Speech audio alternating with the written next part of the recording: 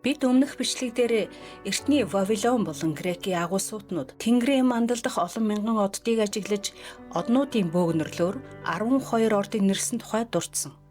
Дэлхийн процесслэх хөдөлгөөний улмаас дэлхийн тэнхлэхийн чиглэл нь ойролцоогоор 26 мянган жилд нэг удаа тойрдог бөгөөд үүнийг 12 ордтой уялдуулж нэг эрен дээр ойролцоогоор 2160 орчим жил болдог. Бас бид бүхэн загсны эрнээс хумхийн эрен рүү шилжиж байгаа тухай ярьсан. Бидний яриаг эхлүүлж байгаа загсны эрен нь Христийг мэндэлсэн үеэс буюу манай эртний 1-р зуунаас эхэлсэн гэж үздэг бөгөөд өнөөдөр их хүртэл үргэлжилж байгаа гэж үзвэл энэхүү загсны эрнийг юу тодорхойлдог вэ? Энэ хугацаанд бидэнд юу тохиолдов? Тэгвэл энэ удаагийн асуулт: загсны эрен гэж юу вэ? Энэ зурган дээрээс харуул хоёр загас хоёр тишээ холдож байгаа мэт. Гэхдээ олсоор холбоотой байгааг та бүхэн харж байна. Хүн төрөлхтөн 2000 жилийн турш сүнслэг нэгдэл ба материалын хэрэгцээ гэсэн хоёр туйл руу зүтгэж ирсэн. Угтаа шашин шүтлэх нь хүмүүсийг сүнслэг нэгдэл рүү чиглүүлэн нэгтгэх зорилготой байсан ч түүхийн явцад хүмүүс материалын зүйлд илүү төвлөрч эхэлжээ.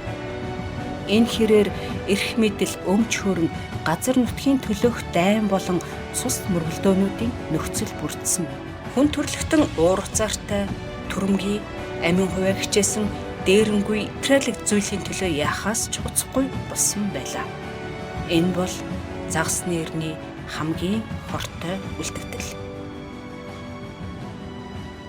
Загсны бэлэгдлийн энэ улс нь дэлхий дээрх улс орнуудын үүсэж бий болсон харилцан хамаарал мөн дэлхий дээр оршин байгаа хүмүүсийн бодол, сэтгэл, ухамсар, итгэл үнэмшлийн хоорондын харилцан нөлөөг илэрхийлдэг.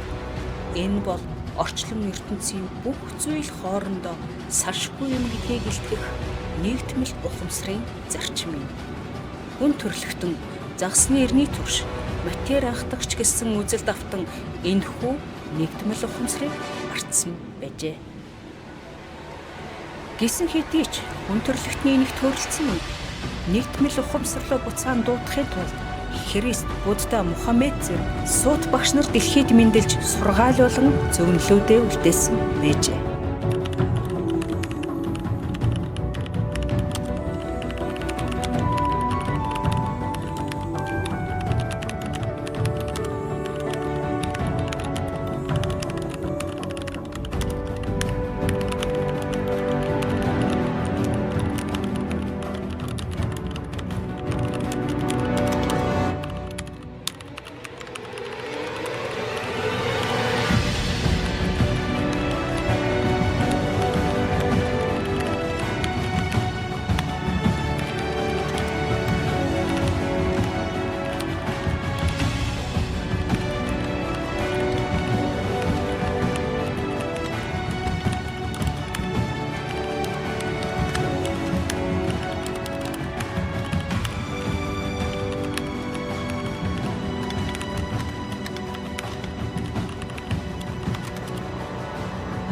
Бид хүн төрөлхтний ухамсарын шин шатавлах хумхийн эрен рүү шилжин орж байна. Энэ бол гэгэрлийн эрен юм. Хумхийн ортны бэлэгдэл болсон тэрхүү ваарнаас асгарах мэдлэгийн аршин бусдад хүрч дэлхийг, ертөнцийг тэнцвэржүүлэх учиртай юм. Өнгөрсөн эрнээс үлдсэн ата, жөтөө, өш хонзон, шунал, дачаал, уур хилэнгээс яг одоо сал. Дотоод ертөнцөө хариуцгаж мэдлэг болон хайрын цэвэр сувг болоход өөрийгөө бэлд.